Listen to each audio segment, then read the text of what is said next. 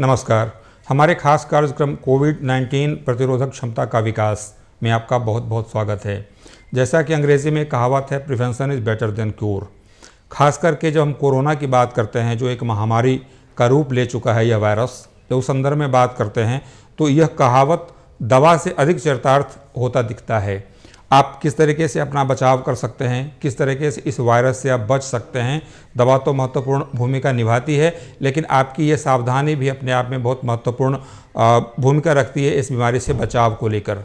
आज हम कोरोना पे बात करेंगे प्रतिरोधक क्षमता को लेकर, प्रतिरोधक क्षमता का कितना बड़ा रोल है इस बीमारी को कम होने या इस बीमारी को बढ़ने को लेकर।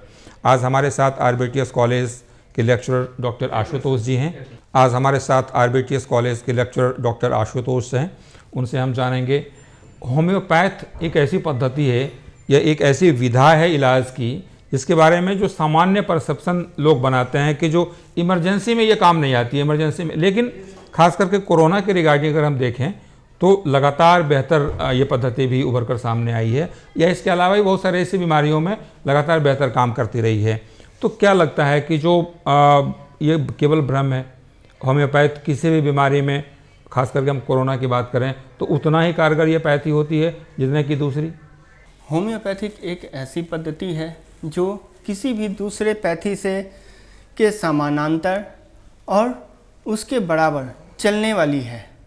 लेकिन इसमें जैसे अभी तक जितने भी तरह के महामारी पूरे भारतवर्ष में या पूरी दुनिया में जो भी आए हैं, उन सब में होम्योपैथिक का कहीं ना कहीं रोल बहुत बेहतर रहा है और बहुत अच्छा रहा है। जैसे अभी डेंगू के केस में जो हर साल यहाँ बिहार में और पूरे भारतवर्ष में लगभग कई जगहों पर होता है, उसमें भी इसका रोल बहुत अच्छा है। चिकन पॉक्स इस सब में भी इसका रोल बहुत अच्छा है। और जैसे हैजा हो गया, उन सब तरह में भी रोल बहुत अच्छा है। उसी तरह आज जो एक वैश्विक महामारी है कोविड-19, जो आज पूरी दुनिया में एक ऐसा तहलका मचा हुआ है जिससे सभी लोग दहशत में हैं, और उनकी दहशत के वजह से उनकी मानसिक स्थिति सही ढंग से नहीं है।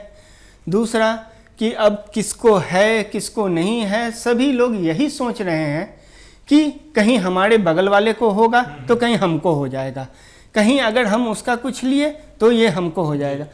तो ऐसा नहीं है। इसमें जो सरकार का दिशा निर्देश, सीधा सीधा दिशा निर्देश इसमें दिया गया है कि आप एक दूसरे से शारीरिक दूरी बनाए रखें। हम इस पर डॉक्टर साहब बात करेंगे किस तरीके से हमें सोशल डिस्टेंसिंग का पालन करना चाहिए और सोशल डिस्टेंसिंग कैसे हमें कोरोना से बचाता है। उसके पहले जैसे हमारे कार्यक्रम की हेडिंग प्रतिरोधक क्षमता, इम्यूनिटी पावर को लेकर है।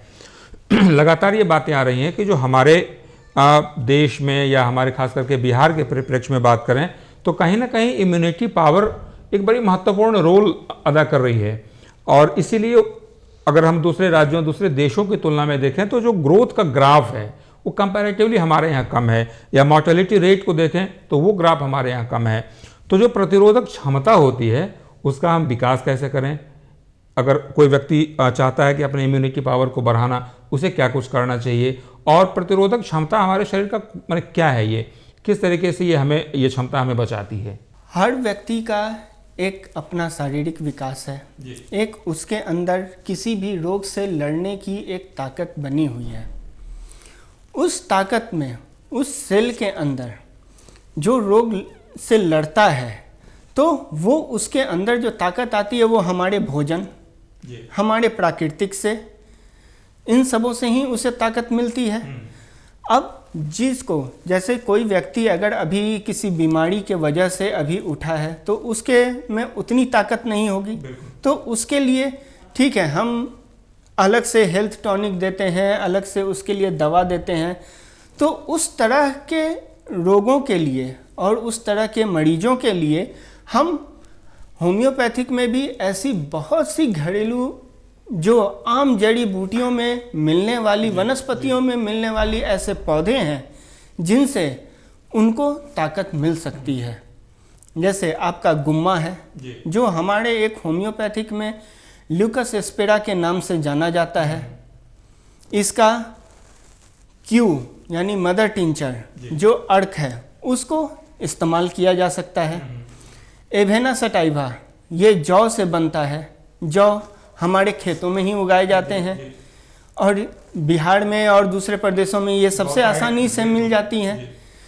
उसके बाद जैसे और बहुत सारा ऐसा है टिनोस्पोरा, जिसको अभी आयुर्वेदिक में गिलोई कहा जाता है। तो वो क्या है, वो टिनोस्पोरा है जो हमारे होम्योपैथिक में भी उसी तरह की मदर टिंचर के रूप में उसका प्रयोग होता है। तो ये सारी ऐसे बहुत सारे वनस्पति हैं हमारे आसपास जो होम्योपैथिक में भी यूज होता है, इस्तेमाल होता है और आयुर्वेदिक में भी इस्तेमाल होता है। तो चूंकि होम्योपैथिक में लोग कम जानने की वजह से ये कहते हैं कि ये सिर्फ आयुर्वेदिक का है, लेकिन ऐसा नहीं है। जैसे हम जड़ी बूटियों या पेड़ पौधों की बात करते हैं तो सीधे हमारे दिमाग में आयुर्वेद उभर कर सामने आता है। लेकिन जैसा आपने बताया कि जो होम्योपैथ भी आयुर्वेद का एक कहें कि एक उसका एक पार्ट ही है। बहुत सारी ऐसी चीज़ें जो हमारे प्रकृति में मिलती हैं और जिससे हम कहते हैं कि आयुर्वेद का ये हिस्सा है, वो होम्योपैथ का हिस्सा भी है। हम उसे भी सामान्य तौर पे जो घरों में इस्तेमाल किए जाते हैं उसी तरीके से अगर हम उसका इस्तेमाल करें, दवा के रूप में नहीं। जैसे गिलोय की बात आपने की, जौ की बात आपने की, इसका जो सामान्य इस्तेमाल है, सामान्य इस्तेमाल के माध्यम से भी हम अपने शरीर की प्रतिरोधक क्षमता बढ़ा सकते हैं। इन सभी औषधियों से, इन सभी दवाओं से हम अपनी शारीरिक क्षमता को तो बढ़ा ही सकते हैं अगर, लेकिन ये ज़रूरत पड़ने पर, लेकिन ये वो दवाएं हैं जो लेने से पहले किसी भी मरीज को अगर लेना हो या किसी भी व्यक्ति को अगर इसका इस्तेमाल करना हो तो वो किसी होम्योपैथिक चिकित्सक के सलाह के बिना न ले। ये आयुर्वेदिक में भी है, होम्योपैथिक में भी है, एलोपैथिक में भी वही है कि कोई भी दवा चाहे वो किसी भी पैथी की हो, लेकिन उसको बिना किसी चिकित्सक के सलाह से नहीं लेनी चाहिए, क्योंकि चिकित्सक जानता है कि आपको वो कितने मात्रा में देनी है। होम्योपैथ और जैसे आपने दवा लेने की बात कही, बिना डॉक्टर के सलाह की दवा तो बिल्कुल नहीं लेनी चाहिए। ये तो मैं भी आपके माध्यम से या अन्य चिकित्सकों के माध्यम से लगातार कोशिश रही है कि जो दर्शकों को ये बताया रहे कि जो बिना डॉक्टरों की सलाह की दवा न ली जाए। लेकिन एक भ्रांति जो खास करके होम्योपैथ से लेकर है, आयुर्वेद से लेकर है, इसका साइड इफेक्ट नहीं होता है। साइड इफेक्ट नहीं होने के कारण ही लोग ले लेते हैं अपनी। क्या साइड इफेक्ट की बातें हैं, ये क्या भ्रांति है या वाकई होम्योपैथ की दवा का अगर डोज अधिक हो जाए, कम हो जाए, कभी अगर कोई दवा ले भी ले तो उसका साइड इफेक्ट नहीं होता, कैसा है? नहीं, ऐसा बिल्कुल नहीं है।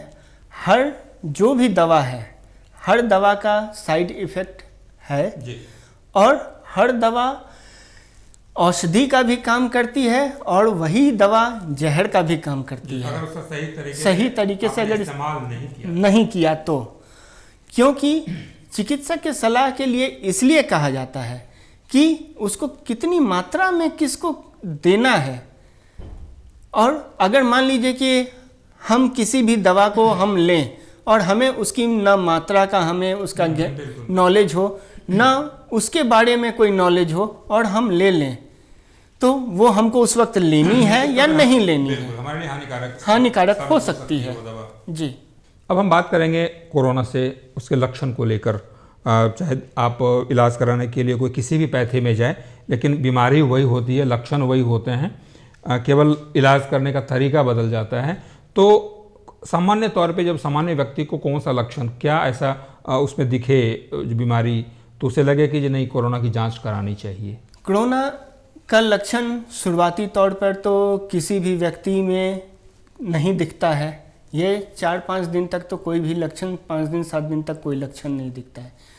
5-7 दिन के बाद जो साधारण फ्लू का लक्षण है उसी तरह का इसमें लक्षण, जैसे गले में खराश होना, गला जाम होना, सर छींक आना। तो ये एक साधारण, जो लोग सोचते हैं कि अभी हमको सिर्फ मौसम चेंज के वजह से जो सर्दी जुकाम हो गया होगा, ये हुआ होगा। तो इसमें चूंकि वो गले में हुआ है और जब ये धीरे धीरे उसका वायरस छाती की ओर, चेस्ट की ओर बढ़ता है, रेस्पिरेटरी में पूरा अपना कवर कर लेता है, तब इसके सबसे ज़्यादा लक्षण दिखने शुरू होते हैं। लेकिन जब तक लक्षण दिखने शुरू होते हैं तब तक काफ़ी देर हो चुकी होती है। तो जैसे ये भी है कि हर किसी को इसमें कोरोना होना ये जरूरी नहीं है, सबको कोरोना हो ही ये जरूरी नहीं है। लेकिन मैं ये कहूँगा कि अगर मान लीजिए आपको सर्दी बुखार अगर 3 दिन से ज़्यादा है तो आप अपनी जांच स्वयं जाके किसी सरकारी अस्पताल में जहां इसकी जांच हो रही है वहां करवा लें। कोरोना के लक्षण हम कैसे महसूस करेंगे? ये तो सामान्य तौर पे जो सामान्य फ्लू है, सर्दी है, खांसी है, सामान्य अवस्था में भी लोगों को ये बीमारियां होती हैं, लेकिन स्पेसिफिक हम कैसे इस चीज़ को महसूस करेंगे कि जी हो सकता है ये कोरोना के लक्षण हो? देखिए, शुरुआती तौर पर तो हम इसको 2-4 दिन में तो कुछ भी नहीं कहा जा सकता है इसमें। हाँ, इसमें अगर मान लीजिए जिनको सर्दी खांसी ही हुआ, अगर वो जांच करवाएं तो जांच में अगर उनको निकल जाता है तब तो हम कह देंगे कि उनको है। लेकिन हर व्यक्ति को जिसको सर्दी खांसी हो जाए तो हर व्यक्ति को जांच कराना संभव जरूरी नहीं है और ये संभव भी नहीं है। तो इसका मेन लक्षण 7 दिन के बाद हमको दिखता है। 7 दिन के बाद अगर आपको तेज बुखार हो जी, छाती में जरकन हो, देह हाथ में दर्द ऐंठन के तरह दर्द हो या सर फटा जा रहा हो जी, और जो खड़ास जो बलगम आता है वो जमा हुआ हो, तो उस कंडीशन में हम ये मान के चल सकते हैं कि कोरोना का इफेक्ट उन पर हो चुका है और वो तुरंत सतर्क हो जाने की और अपने आप को वो जितना हो सके खुद को एक जगह एकदम संजो कर रख लें, आइसोलेट कर लें और किसी के भी संपर्क में, यानी कि अपने किसी भी सामान को किसी को छूने ना दें, किसी के दूसरे के सामान को वो ना छुएं और जहाँ तक हो वो चिकित्सक से जितना जल्दी हो वो सलाह लें और उसका उपचार का उपाय करें। अगर हॉस्पिटल में रहना हो या घर पर रहना हो तो दोनों जगह जहां उनकी सुविधा हो, जैसा उनको दिशा निर्देश चिकित्सकों द्वारा या सरकार द्वारा दिया जाए वैसा वो करें।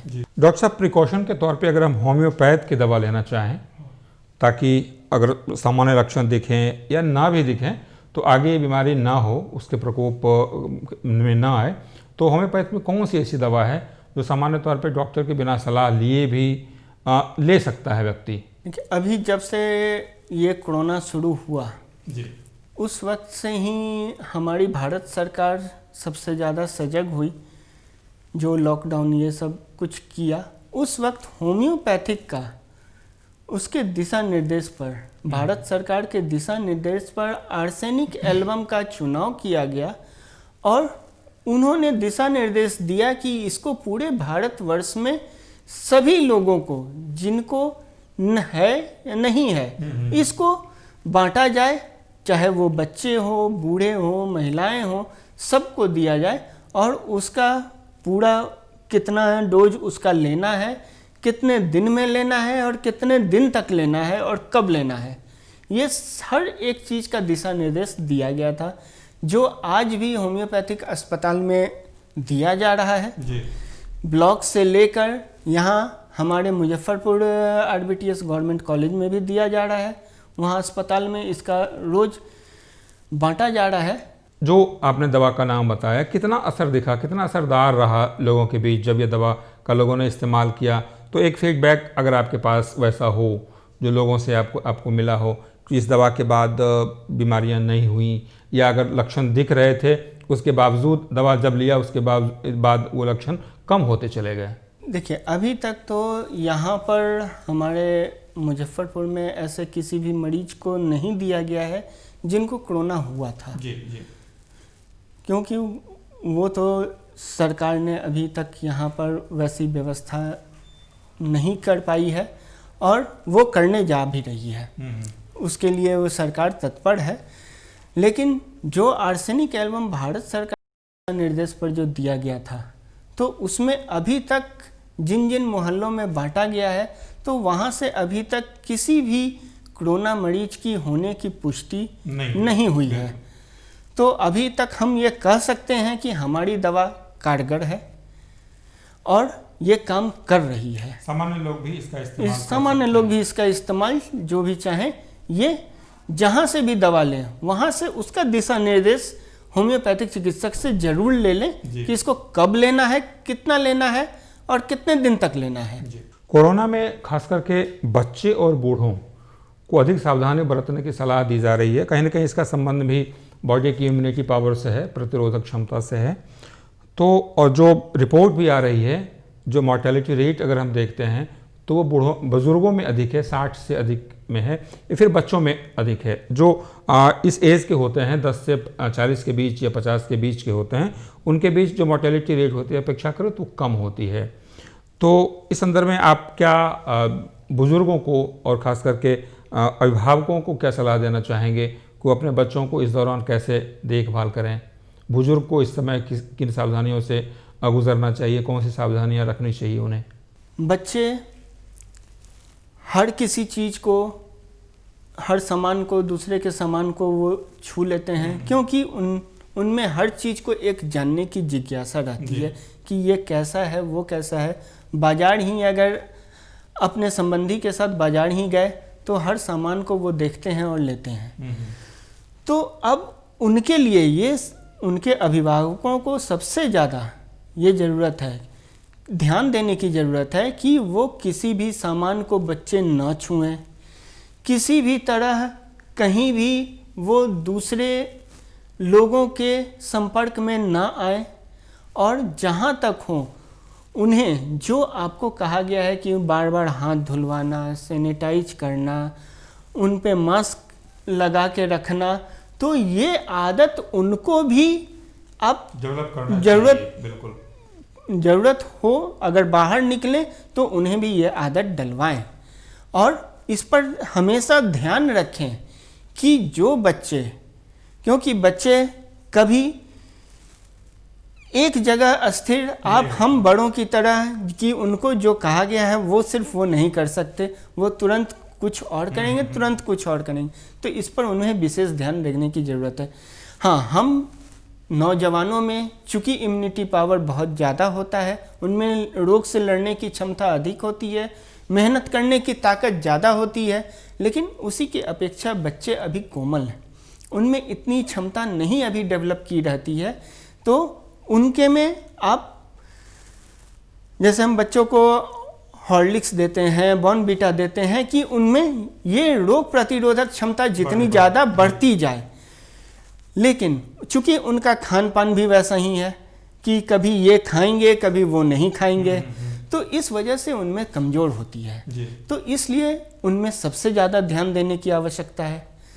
उसके बाद हम बात कर लें बुजुर्गों की, तो एक उम्र के बाद हर बुजुर्ग में लगभग, ज़्यादातर में नहीं भी होता है, तो किसी को चीनी की बीमारी, किसी को हाई ब्लड प्रेशर, किसी को थायराइड, या किसी को और कोई गंभीर बीमारी हो जाती है। डायबिटीज और हाई ब्लड प्रेशर तो सबसे सामान्य तौर पर है। और इनमें क्या होता है कि ये दोनों बीमारियां क्या है कि ये रोग प्रतिरोधक क्षमता को धीरे धीरे कम करती चली जाती हैं।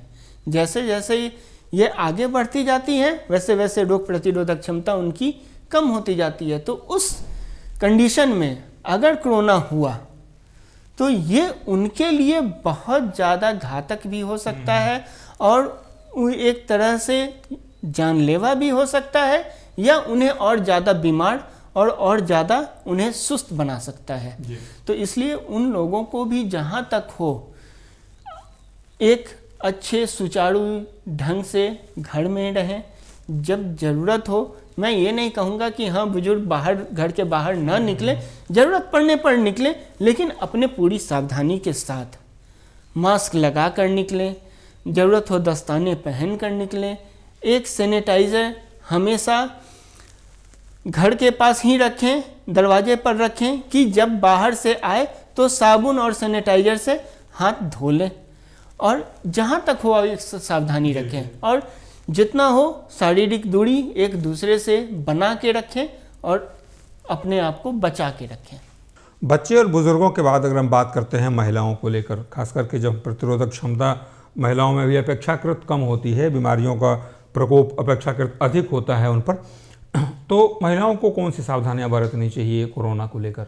महिलाओं में भी ये सबसे है, क्योंकि घरेलू महिलाएं जितने भी हैं उनको सारे का काम करना है, बुजुर्गों का भी काम करना है, बच्चों का भी काम देखना है, घर भी देखना है, बाहर भी देखना है, बहुत अधिक होती है। और जितने लोग, चूँकि जेंट्स बाहर से अंदर आते हैं तो उन्हें सबसे ज़्यादा सावधानी की आवश्यकता होती है, तो उन्हें भी अपने हर एक सामान को जो बैग उग लाएं तो उनको ऐसी जगह पर रख दें जहां कोई उसको छू ना सके, कम से कम 4 घंटे 6 घंटे उन सब चीज़ों को छू ना सके। दूसरा, सब्जी भाजी भी कभी कभी वही लोग खरीदती हैं, तो उन सब्जियों को भी वो बिना नमक पानी के, बिना उसमें पोटाश डाले हुए उनको धो के अच्छी तरह पहले धो लें, सुखा लें, फिर अपने किचन तक ले जाएं, क्योंकि उन्हीं पर निर्भर करता है पूरे परिवार का स्वास्थ्य। तो जब तक वो अपनी सावधानी नहीं रखेंगी तो पूरे परिवार का स्वास्थ्य सही नहीं रह पाएगा। इसलिए उन्हें भी अपनी सावधानी की रखने की ज़रूरत है। और वैसी महिलाएं जिनको रेगुलर मासिक धर्म ये सब भी चलता है, तो उन लोगों को अपने हर एक चीज़ों का ध्यान रखना काफ़ी ज़रूरी है, और उन सबों को अपनी साफ सफाई, हर एक चीज़ को देखना, समझना और खुद भी स्वस्थ रहना और अपने पूरे परिवार को स्वस्थ रखना, ये उनके ऊपर बहुत बड़ी एक जिम्मेवारी है। डॉक्टर साहब, सोशल डिस्टेंसिंग को लेकर हम लोगों ने बात की, आप सामान्य तौर पे आम लोगों को क्या सावधानी बरतने की सलाह देंगे?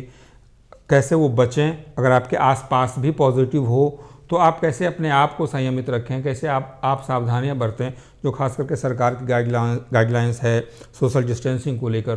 क्या आप सलाह देना चाहेंगे हमारे दर्शकों? हमारे भारत सरकार द्वारा और बिहार सरकार द्वारा ये बार बार कहा जा रहा है कि आप एक दूसरे से शारीरिक दूरी पर 2 मीटर से अधिक की दूरी पर खड़े हों, बैठें, और कभी भी दूसरे से बात करते समय मास्क का प्रयोग करें, दस्ताने का प्रयोग करें, किसी से कुछ सामान लेते वक्त दस्ताने का प्रयोग करें।